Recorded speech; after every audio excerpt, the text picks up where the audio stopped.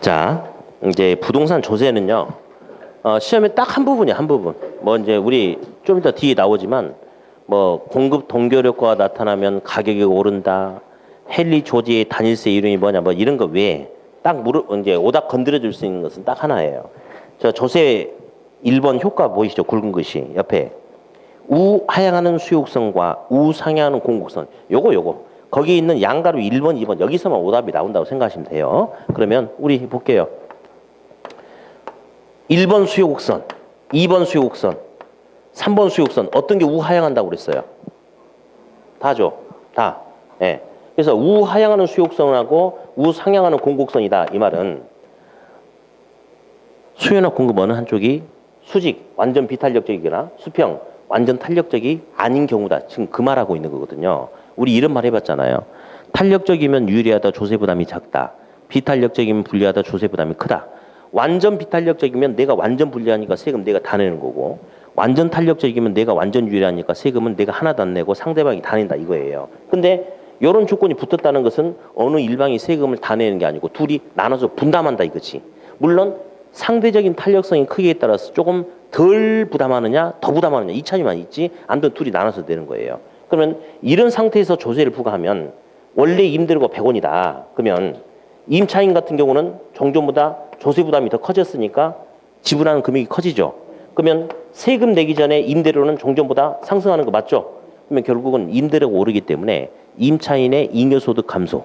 다음 임대인은 그러면 외관적으로 받는 금액은 더 커졌어요. 종전보다는. 그러나 임대인도 세금의 일정 부분을 떠안아야 되니까 임대인의 실질 수입도 감소하죠. 그러면 임대인도 세후 실질적인 임대료 수입은 증가히 감소해요.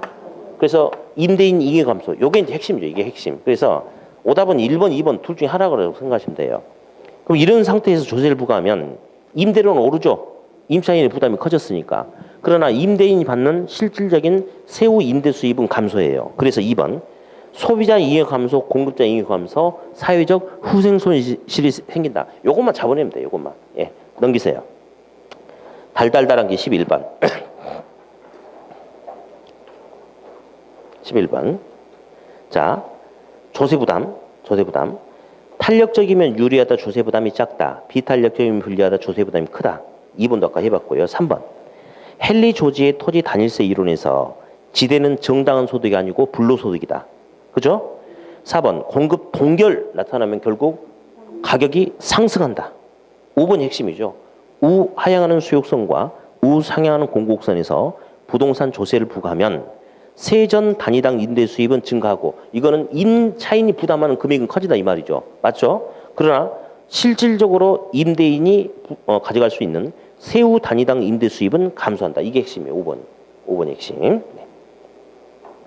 다음 6번째 챕터 지대와 토지 이용. 자, 지대 이론 이런 것은 이제 한 문제짜리인데 뭐 달달달한 게 요 사이에서 나온다고 생각하시면 되죠. 어디? 16번 1번에 보니까 리카도의 차익 지대설은 한계지에서 지대가 발생하는 이유를 설명했어요? 못했어요? 못했어요. 오로지 임차자 관점에서만 보니까. 그리고 리카도처럼 이런 고전학파는 지대는 생산물 가격에 영향을 끼치는 생산비가 아니고 이것저것 치르고 남은 잉여일 뿐이다. 불로소득이다. 그렇게 이야기했죠? 예, 지대는 잉여소득, 즉 지대는 생산비가 아니다라고 했고요. 두 번째, 마르크스의 절대지대에서 얘기한다면 한계지에서 지대가 발생하는 이유를 지주 관점에서 보니까 설명했죠. 지주가 요구한다면 한계지 아니 그보다 못한 토지를 하더라도 지대는 발생할 수 있다. 이렇게. 다음 튀넨의 고립국 이론 위치지대설. 자, 이제 튀넨이 고립국 이론이라는 논문을 발표했는데 그 안에 위치지대설이라는 이론이 있죠. 그러면 이 이론은 리카도의 이론의 위치 개념을 고려해서 발전시킨 거죠. 그러면서 수송비 위치에 따른 지대를 설명했어요. 그래서 결국 튀넨이 뭐라고 했냐면 도심에서 위치가 가까운 위치는 수송비가 적게 빠져나가니까 지대가 높고 도심에서 멀리 떨어진 위치는 수송비가 많이 빠져나가니까 지대가 낮다. 훗날 결국 알론소의 입찰지대 이론에 또다시 영향을 주는 거죠. 그래서 입찰지대 이론 보면 도심에서 가까운 위치는 지대가 높아. 그래서 입찰, 지대 지불 능력이 가장 높은 상업, 업무용, 직장이 주로 있고 상대적으로 도심에서 멀리 떨어져 있는 위치는 지대가 낮아. 그래서 지대 지불 능력이 낮은 주거지는 외곽으로 밀려나감에 따라서 결국 직주 분리 현상을 설명할 수 있다. 3번의 두 번째 줄. 우리 학계론에서 수송비를 강조한 사람들이 많은데 가장 대표적인 사람이 티넨, 위치제설, 헤이그의 마찰 비용 이론, 공업 입지, 베버의 최소 비용 이론은 뭘 강조했다? 수송비를 강조했다. 4번. 알론소 입찰 나오면 최대 지불 능력. 예. 최대 지불 능력에 의해서 용도가 결정되고 최대로 지불해 버린다는 것은 초과 이윤이 사라지고 정상 이윤만 얻을 수 있다 하더라도 이용을 하겠다 이 말이고요. 마샬하면 준지대 있죠. 마샬의 준지대는 도구나 기계를 통해서 나타나는 자 핵심이 뭐냐면 준지대는 영구적인 지대가 아니고 일시적인 초과 이윤 성격을 띠고 있다 이렇게. 다음 그냥 이건 체크하면 안 되고요. 그냥 듣고 넘어갔어요. 파레토 지대라는 용어가 딱 한 번 나왔어요. 파레토라는 예, 경제지대인데요. 자 이거는 마샬의 준지대인데 마샬의 파레토 지대라고 잘못 나와서 틀렸다. 이게 한 번 나온 적이 있었는데 자 이제 됐고 전에 제가 이런 소리 한 번 했어요. 쓰면 안 돼요. 귀한 물건 팔면 이익이 많이 생기고 흔해 빠진 물건 팔면 이익이 조금 생긴다. 들어본 적 있나요? 그죠? 그래서 귀한 물건이란 것은 산삼처럼 귀하다. 왜? 공급이 원활하지 않으니까. 공급이 비탄력적이면 경제지대 이익이 커지고 반면에 흔해 빠진 물건 공급이 탄력적이라면 이익이 작아진다. 경제지대는 작아진다. 그런 표현이 있는데 아직 시험에 등장하지 않았어요. 그러니까 그냥 귀한 물건 팔면 이익이 많이 생기고 흔해 빠진 물건 팔면 이익이 조금 생긴다. 자 넘어가자.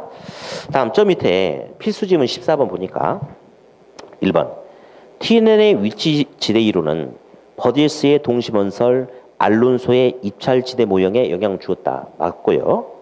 2번 TNN에 의하면 거리와 수송비는 비례 관계, 수송비와 지대는 반비례 관계. 자 거리가 멀어질수록 수송비도 같이 증가해요. 비례. 그러면 수송비가 많이 빠져나갈수록 지대는 작아져. 반비례. 이렇게. 3번. 알론소의 입찰지대 이론에 의하면 최대 지불 능력에 의해서 도심으로부터 상업, 주거, 공업순으로 입지가 결정된다. 맞습니까? 맞죠. 4번. 입찰지대 곡선에 의해서 직주분리 현상을 설명할 수 있다. 아까 설명했죠? 맞아요. 전부 다 맞아요. 다음 이제 상업입지가 나와요. 상업입지. 근데 이제 요거는 뭐 특별하게 그냥 한번 가볍게 읽어보시면 돼요. 뭐 특별하게 설명할 거 없어요. 역시 계산 문제 아니겠어요? 계산 문제. 자, 그러면 이제 한 장을 아예 넘기세요. 또 넘겨서 15페이지를 보면요. 문제 7번, 8번이 핵심이죠. 7번, 8번. 자, 일단 7번 문제를 보는데 C 도시에서 A 도시까지 거리는 10km고 B 도시까지 거리는 5km다. A 도시는 10만 명, B 도시 인구도 10,000명이다. 이런 상황에서 C 도시에 있는 소비자가 A 도시로 물건 사러 갈 수 있는 인구 유인 비율, A 도시로 갈 수 있는 확률이 얼마냐? 자, 근데 하기 전에 마찰 기수가 지금 나왔어요, 안 나왔어요? 문제가 오류인가요? 아닙니다. 레일리 이론이 레일리 이론. 그러니까 신경 쓰지 마. 마찰 기수 없으면 레일리 거예요. 레일리 거. 예. 그럼 어디? 필수지문 15번, 4번. 필수지문 15번에 4번 잠깐 볼게요. 15번에 4번. 레일리에 의하면 도시의 유인력은 여기 봐요. 크기, 질량에 비례하고 거리에 반비례한다. 맞죠? 맞죠? 아니야. 레일리는 두 도시 간의 물리적 거리만 따졌기 때문에 무조건 마찰계수 이런 거 없이 그냥 제곱의 반비례예요. 그냥 반비례가 아니고 무슨 뭐의 반비례? 제곱의 반비례입니다. 4번 틀렸어요? 제곱 반비례라고 해요. 제곱에. 그럼 다시 문제 7번으로 갑니다. 그러면 결국은 A 도시의 유인력, B 도시의 유인력 가지고 그냥 바로 계산하면 되지 않을까요? 그러면 푸는 방법은 여러 가지인데요. 그냥 허프의 이론이나 레일의 이론이나 똑같이 그냥 풀면 됩니다. 자, A 거리가 얼마예요? 10km. 10의 제곱. 자, 10의 제곱 분의 10,000명이죠? 그렇죠? 그럼 10의 제곱은 100이니까 만을 100으로 나누면 요거 100이에요. B는 거리 5죠. 5에 얼마? 제곱. 예. 만이죠. 그러면 5의 제곱은 25입니다. 만을 25로 나누면요. 400이 돼요. 그러면 있잖아요. A값 100, B값 400, 둘이 합치면 500이죠? 그 중에 A는 100이죠? 500분의 100은 5분의 1이니까 A로 갈 확률은 몇 퍼센트? 20%. 그냥 가볍게 이렇게 하면 돼요. 이렇게. 예. 답 20%죠? 이제 문제 바꿔서 다시 풀어볼 거예요. 요게 이제 만약에 허프의 이론이라 하자. 근데 허프의 이론일 때 마찰 계수가 2다. 그러면 똑같아. 자, 근데 우리 그 저번 주에 아니구나. 3주 전에 마찰 계수 0이다라고 해가지고 풀어본 적 한 번 있지 않나요? 그러면 만약에 마찰 계수를 0으로 준다면 10의 0승 1이죠. 5의 0승 1이죠. 그러면 거리는 의미가 있어요, 없어요? 없고 그냥 매장 크기만 가지고 도시 크기만 가지고 따지면 되죠. 그러면 A만 B만 둘이 합치면 2만이죠. 그중에 A만. 그러면 이렇게 한다면 A로 갈 확률은 얼마다? 50이다. 이렇게. 그래서 그런 문제는 충분하게 다 풀어봤고요. 다음. 이제 문제 8번을 봅니다. 8번. 8번은 보니까 이제 A 매장도 있고요. 이제 B 매장도 있어요. 근데 보니까 전체 거리가 3km인가 봐요. 근데 A 매장은 매장 면적이 100제곱미터고 A 매장으로부터 상권의 경계는 1km예요. 1km. 그랬을 때 B 매장의 매장 면적을 구하시오. 요거 물어보는 건데 무조건 그냥 1대 루트 먼저 하자고 그랬죠. 자, 1대 루트. 1은 작은 거, 루트는 큰 건데 이게 3이면 여기에 1이면 여기에 2네? 그럼 1대 얼마가 돼야 돼요? 1대 2kg가 돼야 되겠죠? 그러면 루트 값을 통해서 2가 만들어지려면 루트 4가 돼야 되겠죠? 그러면 작은 거는 A는 100이고 요것이 얼마가 돼야지 루트 4가 되겠어? 400. 그러면 100분의 400 해야지 루트 4. 루트 벗겨내면 2가 되겠죠? 그러면 B 매장의 면적은 얼마다? 400이다. 그냥 그렇게 풀면 되겠죠? 네. 문제 다시 풀어볼게요. 이번에는 자, B 매장이 900제곱미터다라고 가정할게요. 그리고 A 매장으로부터 상권의 경계가 1km면 전체 거리는 몇 킬로냐? 역시 그냥 무조건 1대 루트 먼저 하면 되죠. 1대 루트 하는데 얘가 작은 거, 얘가 큰 거니까 작은 게 밑으로, 큰 게 위로. 그럼 100분의 900이죠? 그럼 루트 9 맞습니까? 루트 9는 얼마예요? 3이죠. 1대 몇 배? 3배. 이게 1이면 요거는 몇 킬로가 돼야 돼? 3킬로가 돼야 되겠죠. 그렇죠? 그럼 전체 거리는 얼마다? 4km다. 그래서 아무튼 상권의 경계 나오는 것도 잘 알아두시면 되겠어요. 네. 다음 1번 문제. 고객의 구매 횟수와 양 등을 지도에 소비자가 있는 위치를 점으로 찍어서 표시하는 걸 우리 뭐라고 그랬더라? 소비자를 영어로 이런 C 그래요. C. 예. 컨슈머, 커스터머. 위치를 지도의 격자의 스포팅 점으로 찍어요. 그래서 상권을 1차, 2차 상권, 3차 상권으로 나눈 테크닉에서 뭘 한다? CST 이렇게 한번 나온 적이 있어요. 다음 2번. 결절지역이죠. 결절지역. 2번은 결절지역인데 예를 들어서 이제 전철 1호선과 2호선이 만나는 환승역 여기. 얘는 백화점도 있고요. 버스터미널도 같이 들어가 있어요. 그러면 여러 기능이 연결돼 있지 않습니까? 이런 지역을 결절지역이라고 해요. 결절지역. 이런 결절지역은 상업지로서 매우 유리하다. 어때요? 네, 그렇죠? 다음 상권의 경계는 있잖아요. 큰 쪽이 영역이 확대가 돼. 보세요. 여기 볼래요?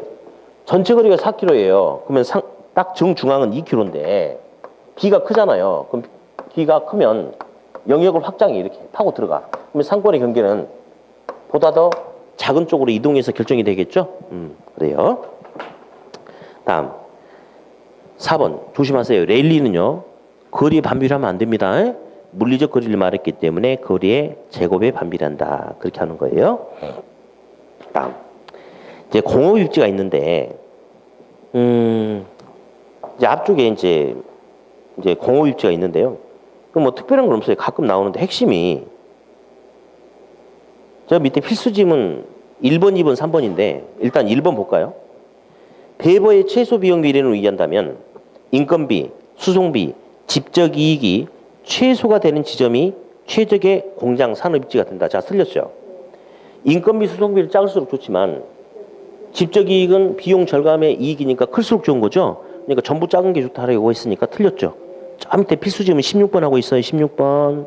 저 밑에. 네. 다음 2번, 3번은요. 여기 보세요. 친구들하고 놀아야 돼. 친구들하고 놀아야 돼. 친구들하고.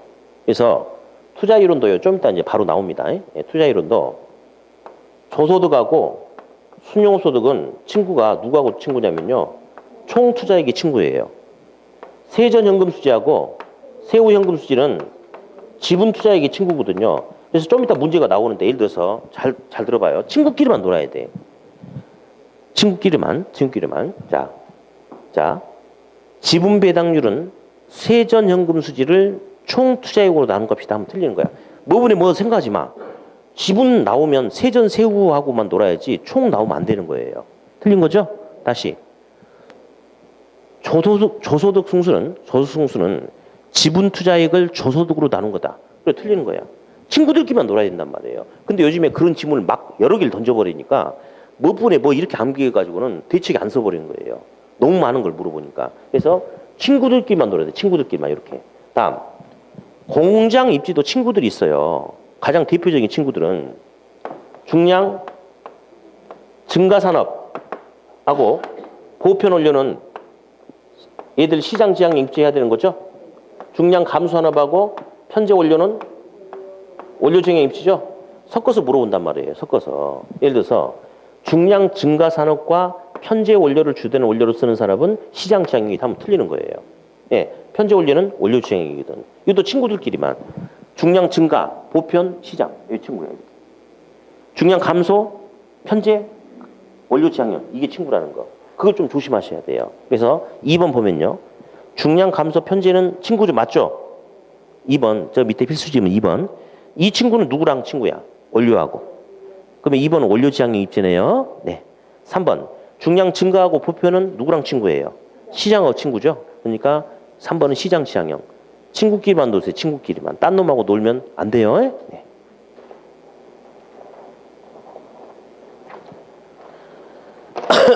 아유.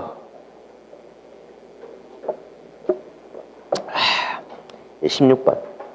이제 부동산 투자 이론 나오는데, 먼저 이제 수익률이 나와요. 수익률이 나오는데, 여기 볼게요. A라는 이 부동산에 대해서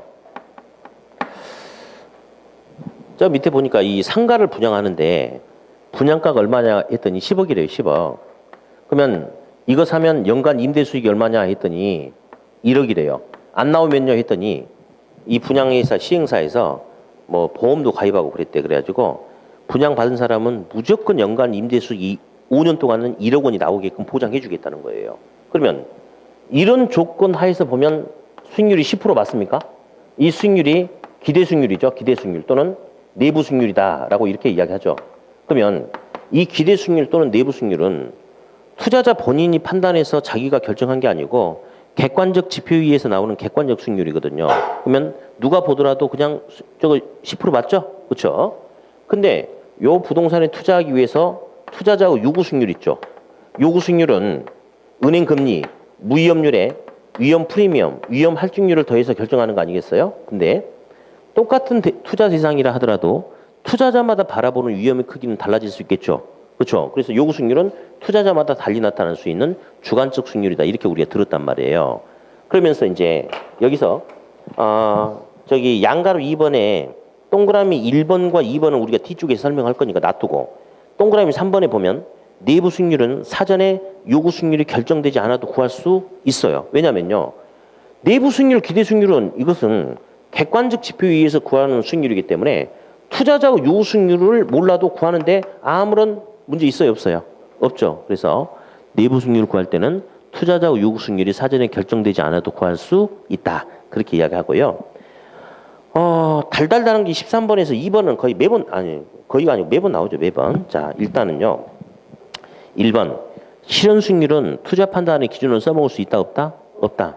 우리가 배우는 투자 이론은 부동산을 사버린 게 아니고 현재 부동산을 산다면하고 하는 거예요. 산다면. 아직 안 샀거든요. 근데 실현 수익률은 실제로 투자해서 산 다음에 나온 결과치다. 에이, 생각하지 마. 아무튼 실현 수익률은 투자 판단의 기준으로 써먹을 수 있다, 없다? 없다. 그리고 2번은 매번 나오는데요. 별표는 치지 마요. 이 쪽팔리게 무슨 별표입니까? 이게. 예, 매번 나오는데. 예. 자, 기대 수익률하고 요구 수익률이 있어요. 투자자가 원하는 요구 수익률이 10%인데 기대 수익률이 7%예요. 투자 해요, 안 해요? 안 하죠. 그렇죠. 근데 맨날 한다고 거짓말 치고 그래. 안 하죠? 예. 근데 요구 수익률과 기대 수익률이 같으면 투자할 수도 있고 제발 그렇게 하지 마. 양다를 걸치지 말고 한다라고 해야지. 한다. 지금 때가 어느 때인데 양다를 걸치고 있어 지금. 예.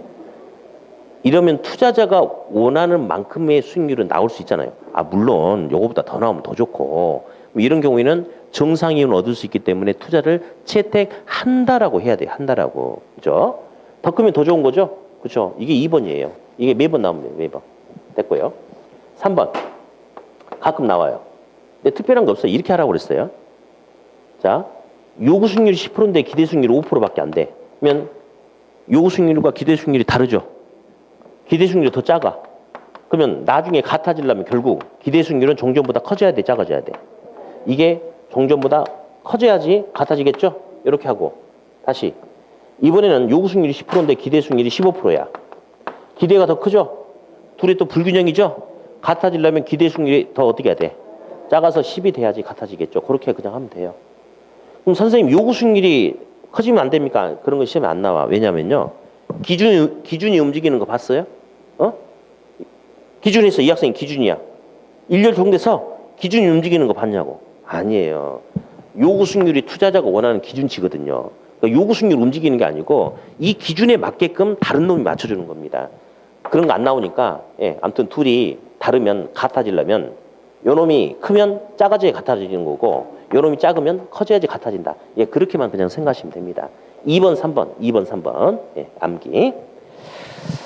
자, 이제 레버리지가 나와요. 레버리지가.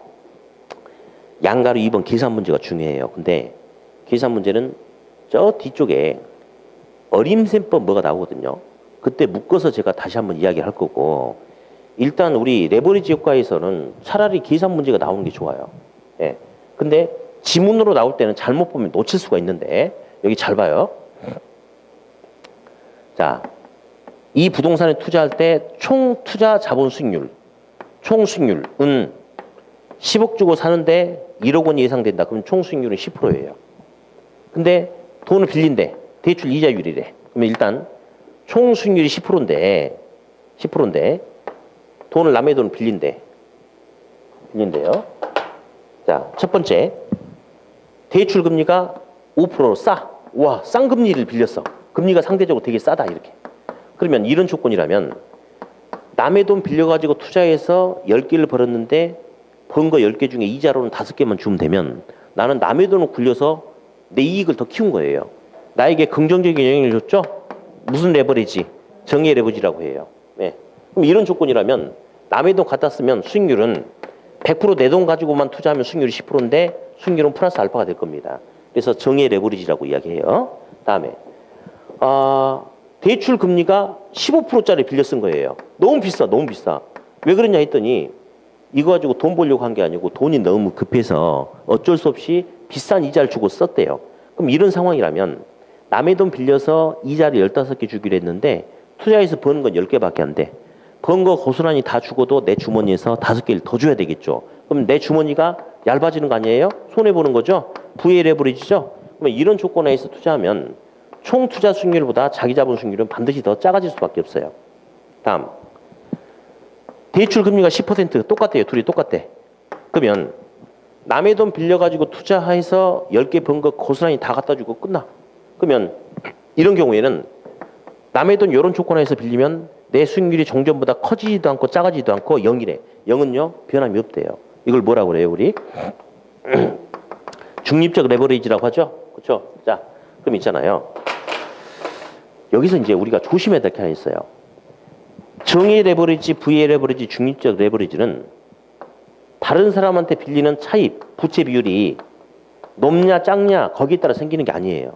그게 아니고 총 수익률과 대출 이자율과 관계에서 대출 금리가 상대적으로 싸냐, 똑같냐, 같냐, 뭐 아니면 비싸냐 거기에 따라서 레버리지가 결정이 된 거란 말이에요. 그래서 예를 들어서 볼래요? 작년 시험 문제 뭐가 나왔냐면 부의 레버리지 조건에서 부채 비율을 그러니까 예를 들어서 부의 레버리지 조건에서 남의 돈을 50%를 빌려 썼어요. 근데 이 상태에서 남의 돈을 20%만 빌려서 쓴다고 해서 정의 레버리지로 전환될까 안 될까? 안 돼요. 계속 부의 레버리지입니다. 그 크게 차이는 있겠지만. 그래서 조심해야 될 게 이 중립 부의 레버리지는요. 남의 돈을 10% 빌렸었냐, 80% 빌렸었냐, 90% 빌렸었냐 거기에 따라서 바뀌는 게 아니고 대출 금리가 상대적으로 싸냐 비싸냐 여기에 따라 바뀐다는 거. 이게 이제 중요하다는 거. 이거 조심하셔야 돼. 우리 필수지문 1, 2, 3, 4번 잠깐 보면요. 중립적 레버리지 조건에서 부채 비율이 높아지더라도 자기자본 수익률은 변하지 않는다. 맞아요. 2번. 부의 레버리지 조건에서 부채 비율을 낮추면 정의 레버리지로 전환될 수 있다. 안 돼요. 저는 안 됩니다. 예. 3번. 정의 레버리지 조건에서 부채 비율을 낮추면 부의 레버리지로 전환된다. 이것도 아닙니다. 아닙니다. 4번. 부동산 투자에서 레버리지를 이용하면 지분 수익률도 높아지지만 당연히 금융적 위험도 증가하게 된다. 어때요?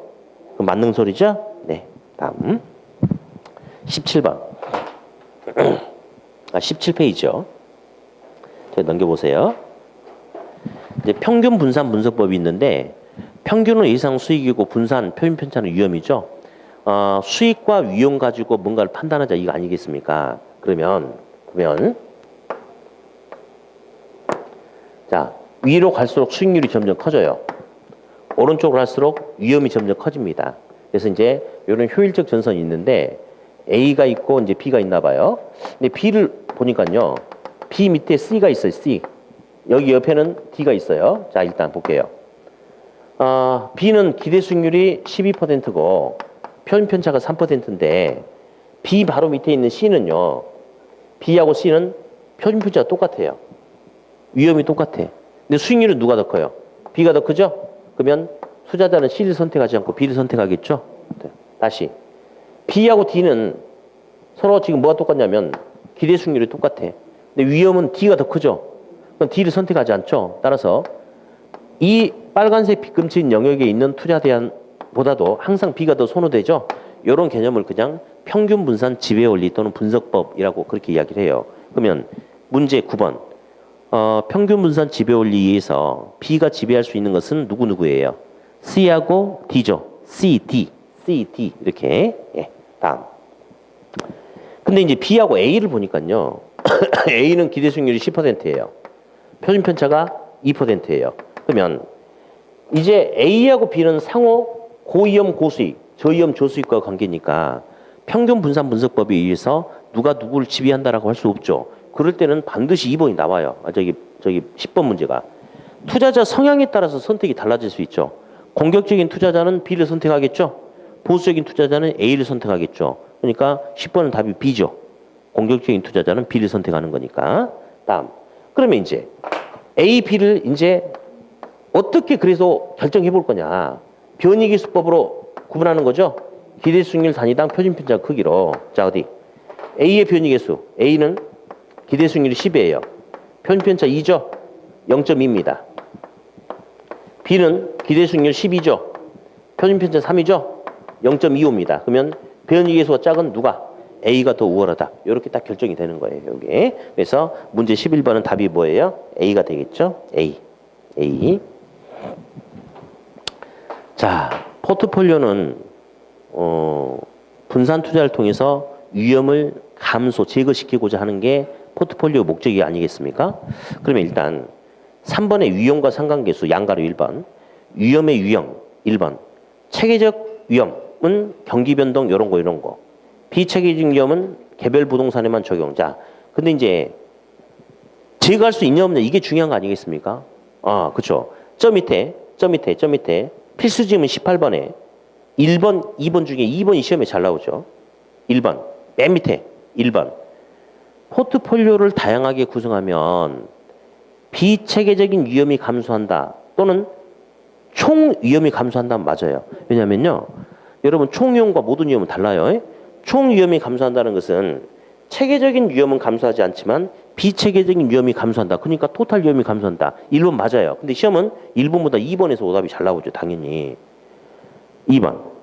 포트폴리오를 다양하게 구성할수록 체계적인 위험이 감소한다면 돼야 한대요. 안 되죠. 틀리죠. 모든 위험이 감소한다 해도 안 돼요. 모든 위험이 감소한다는 것은 체계적뿐 아니라 비체계적 모든 위험이 다 감소한다 하면 안 되는 거죠. 2번이 시험이 잘 나오고요. 우리 상관계수 있죠. 상관계수.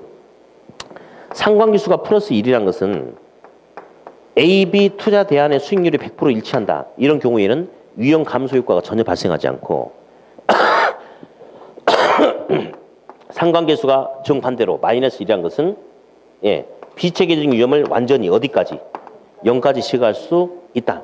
그러면 상관계수가 높더라도 뭐만 아니라면 플러스 1만 아니라면 분산 효과는 발생할 수 있다라고 그렇게 한다고 그랬죠. 어디? 보자. 첫 번째.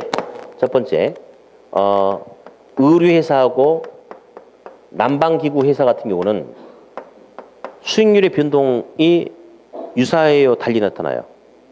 유사하죠. 겨울이 되면 여기도 수익률이 커지고 여기도 커지고 여름이 되면 작아지고 그러면 수익률의 변동이 유사하죠. 양의 관계의 음의 관계예요. 양의 관계죠.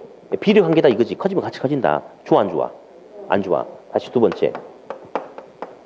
의류회사하고 아이스크림 회사는 겨울이 되면 수익률이 커지고 반대로 작아지고 여름이 되면 작아지고 커지고 서로 반대로 나타나죠.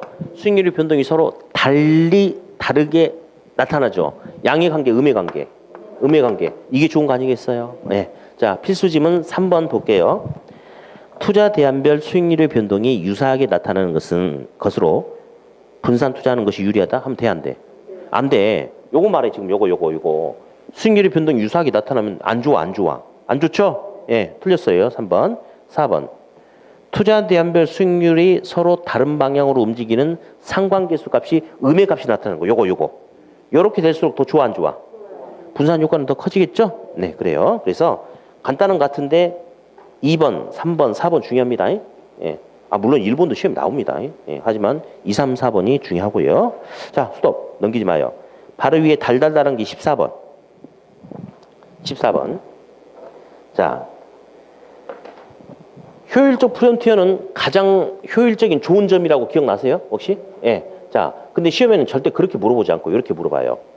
위험과 수익과 관계 가지고 물어보는데, 자, 가장 좋은 점이라고 해서 이 점들은, 자, 그러면 다시 어떤 게 가장 좋은 점이냐? 동일한 위험을 통해서 얻을 수 있는 최고의 수익, 최저의 수익. 최고의 수익을 연결했다. 됐고, 반대로 동일한 수익을 얻기 위해서 부담해야 되는 최고위험, 최저위험을 연결했다. 더 이상 설명할 것도 없어요. 위험과 수익 측면에서 가장 좋은 점 이렇게 하면 되니까. 다음 두 번째, 효율적 전선이 우상향한다는 것은 이 점에서 이를 가려면 더 많은 수익을 얻으려면 더 많은 위험을 부담해야 되겠죠. 근데 위험은 어떤 위험과? 체계적인 위험과 수익이 비례하기 때문이다. 3번, 최적의 포트폴리오는 두 점이 뭐하는 점? 접점. 4번, 위험 혐오적일수록 투자 곡선의 길기는 급하다, 안 만하다? 급하다. 왜 그런지 모르시는 분 손 들어봐요. 손 들지 마. 이건 무조건 암기야. 무조건. 시험에는 이유는 절대 물어보지 않고요. 이렇게 나와. 다음 중 부동산 투자에 관한 설명으로 틀린 것은 5번. 위험 혐오적일수록 투자 곡선의 길기는 완만하다. 틀렸다. 급하다. 맞았다. 딱 그렇게만 나와요. 그러니까 암기해. 그리고 이런 것도 다 설명 다 했었어요. 근데 지금은 설명해 주면 안 돼. 그거 다 알고 있는 거죠? 그럼요. 알고 있어야지. 지금 땡을 할 텐데.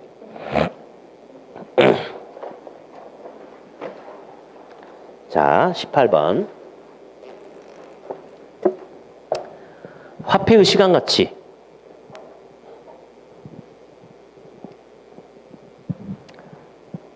자, 화폐의 시간가치가 있어요. 시간가치.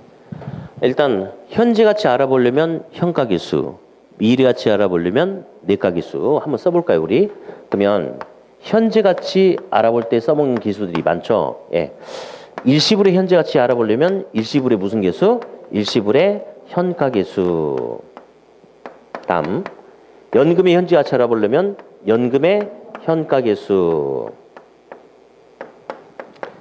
빌리는 돈에 대해서 갚아나가야 될 원리금 알아보려면, 자, 대출 받고자 하는 대출 원금에다가 저당 상수를 해주면 갚아나가야 될 원리금이 되지 않겠어요? 이렇게. 다음에 미래가치 물어보는 게 있죠. 미래가치. 일시불의 미래가치 물어보면 무슨 계수 이용한다? 일시불의 내과계수 이용한다. 연금의 미래가치 물어보면 연금의 내과계수 이용한다. 그다음에 미래 내가 만들고자 하는 목표치에다가 무슨 계수? 감채 기금 계수를 곱하면 이 목표치를 만들어내기 위해서 매기간 충당해야 되는 적립액을 광주터미널 가보면요. 거의 금요일날 오후에는 항상 있는 것 같아요. 농협 직원들이 많이 나와가지고요. 10년에 1억 만들기 프로젝트, 5년에 1억 만들기 프로젝트 이게 있어요. 그래가지고 10년 후에 1억 원이라는 목표를 딱 정해놓고 이자율을 고려했을 때 한 달에 얼마씩 집어넣으면 10년에 1억 원이 만들어진다. 그게 바로 요거예요. 그래서 예를 들어서 뭐 10년 후 1억을 만들기 위해서는 매년 1,000만 원이 아니고 매년 예를 들어서 한 950만 원만 집어넣어도 원금은 9,500인데 나머지 500은 이자가 붙어서 10억 원이 될 수 있다. 그런 거 알아보는 게 바로 감증기수입니다.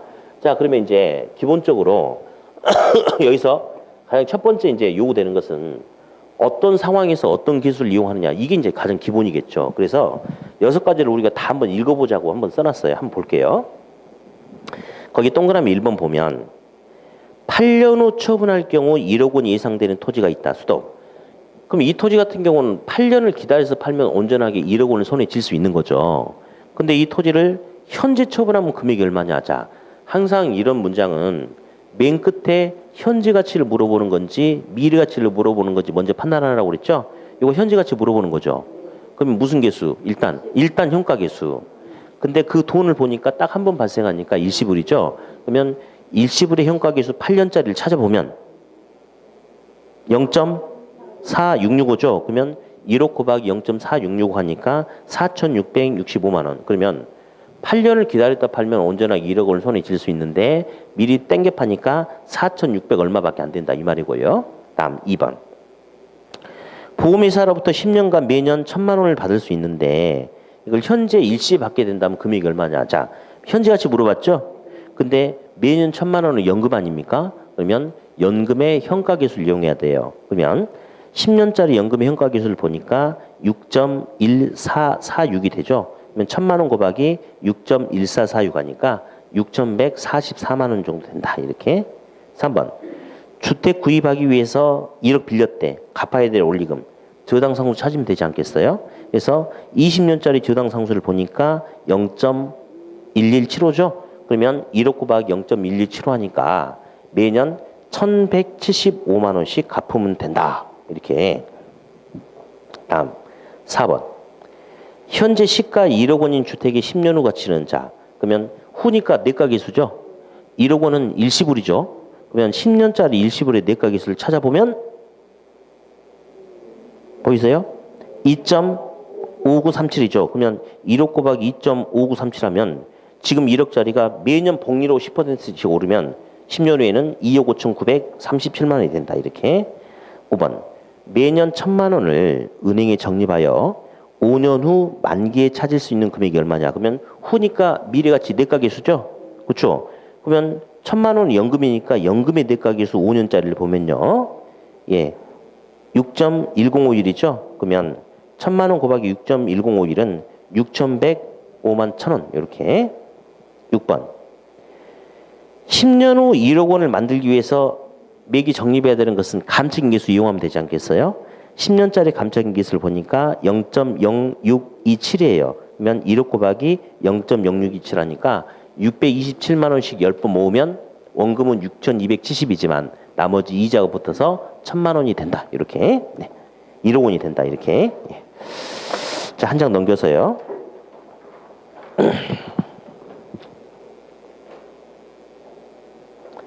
자, 이제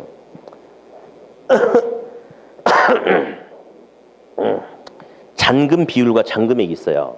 일단 시험에는 양가로 1번만 나왔고 양가로 2번은 안 나왔는데 2번은 이제 일단은 좀 이따 이야기하고요. 일단 볼게요.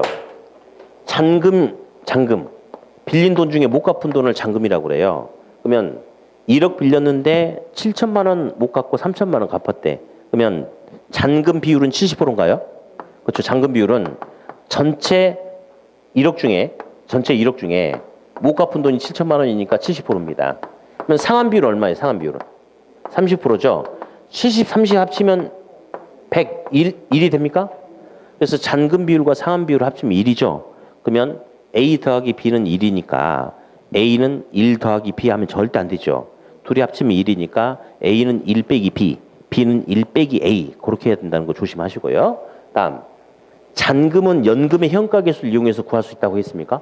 그렇죠? 그러면 잔금은 무조건 연금의 현가계수를 이용하는 겁니다.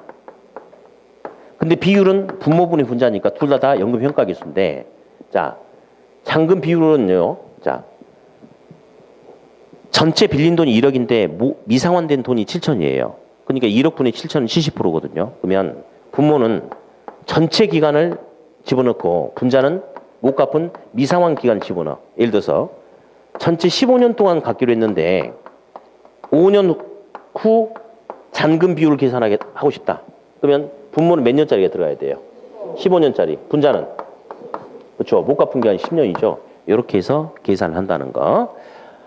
그리고 이제 잔금액은요. 빌린 돈에다가 잔금 비율을 곱하면 잔금액이 돼요. 근데 그 옆에 보니까 매달 갚는 원리금 곱하기 미상환 기간의 연금의 현가계수를 곱해도 나올 수 있거든요. 예. 그래서 이제 요거는 왜 그런지는 생각하면 안 돼요. 풀이 과정이 있거든요. 근데 이 공식을 잡아내기 위해서 적용하는 게 너무 많아요. 그러니까 그런 거 필요 없고 그냥 잔금액은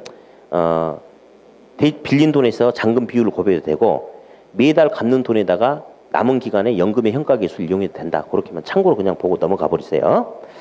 다음 달달달한 게 15번을 보면요. 1번 잔금 비율은 1 마이너스 상환 비율이다. 맞죠? 잔금의 계산은 연금의 현가계수를 이용하고요. 다음 역수. 일시불은 역수관계라고 그랬죠? 일시불의 역수관계니까 일시불의 현가계수 역수는 일시불의 내가계수다. 그렇게 이야기하고요. 다음 우리 현저 내감이 했잖아요.